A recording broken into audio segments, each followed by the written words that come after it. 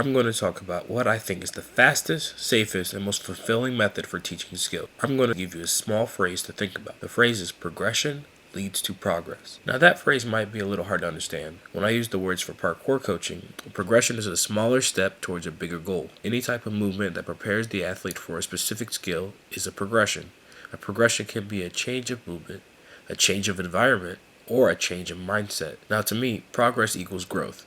Progress is the actual increase in ability that we see in students. So my phrase, progression leads to progress, literally means that small, successive steps lead to improvement. When we break a skill into its smaller parts, we make it safer, less foreign, and a lot more attainable. Especially when we are working with kids, us coaches should try to make parkour as safe, familiar, and rewarding as possible. Shaping is a teaching strategy that comes from behavioral psychology.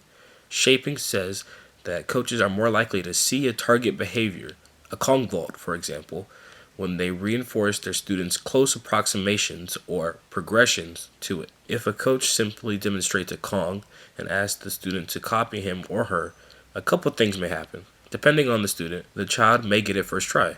However, some children will not only not be able to do the Kong with just a simple explanation or a demonstration, but they may also become afraid or lose motivation to do it after a repeated failure. This is why it is important to make sure students become comfortable with exercises like plank in and outs, ground Kongs, tucked handstands, and Kong ups first before throwing them into Kong vaults. Kids also have to see the progression as rewarding and worthwhile.